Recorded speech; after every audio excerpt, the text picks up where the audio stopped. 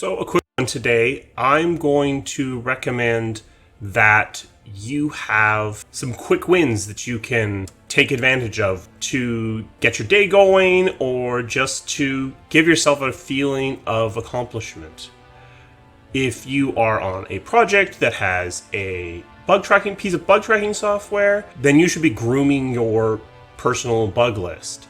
And as part of that, look for opportunities to flag a few of those bugs that you might be able to whip off in 20 minutes or even an hour, so that when you're looking for a quick win, you can just knock a couple bugs off. You may not be doing those bugs in the priority order they've been assigned, but my recommendation is to still do them.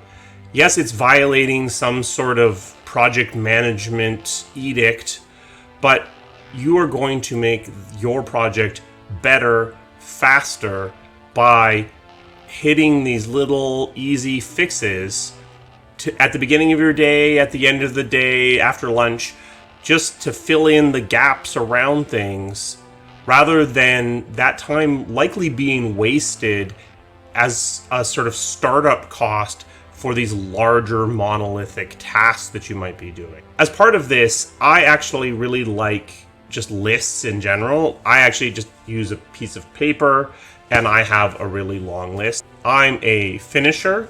I just talked about this recently. I will link to the video right here. And as a finisher, it's good for me to have some tasks that I can kind of trick myself into thinking that I've already started them. So by having them written on a list of some sort, then I've already kind of done part of the mental gymnastics of starting that task. So when I need something to kind of just get going to start my day, essentially, it's good to have a list that I can knock one or two things off of really quickly. It's very satisfying to cross something off a list, and then you move on to potentially bigger things that are going to occupy a lot more of your time. On the other hand, if you are a starter, a list like this can potentially be a little bit self-defeating because you've just given yourself a giant list of things you can start, which you love, and then you may not finish any of them. So in that case, if you're a starter, you may want to rearrange the way you look for these quick wins, potentially writing down only a single thing that you can quickly start and finish, and then start that momentum of actually completing tasks. But the two things together, looking for quick wins and having some things ready to go, for me is a lot of how I keep moving forward. And for all the project managers, all the development directors, all the schedulers watching me, you want your team to be looking for these opportunities to just knock a few things off quickly. Yes, I know that you're trying to schedule things in a specific order, and that is important because game development, as many things, is filled with dependencies, and if people are doing things in random orders, those dependencies can end up being starved out. But this should be a small percentage of the work that your team is doing. They should be using it as a primer or a other way to get themselves moving more effectively. So if it's working properly, you should see minimal to no impact on their velocity or momentum overall, because while these tasks that they're knocking off likely have very little mass, though in the case of some bugs, some of those quick win bugs might actually have incredible weight and might be very, very important. But in some cases, yeah, they're just knocking off some little minor annoyance thing. Even still, this will accumulate over time into something that materially affects your project. A project is built out of parts of very many different sizes. So giving your team an opportunity to knock off a little sand grain sized pieces as they go is going to put the project in a better state, stabilize your pile of sand by giving just a little bit more friction to the overall shape, and overall it's going to make things better. Look for some quick wins. If you're a finisher, have a list of tasks to do. Knock a few of those off, cross them off to get your day started.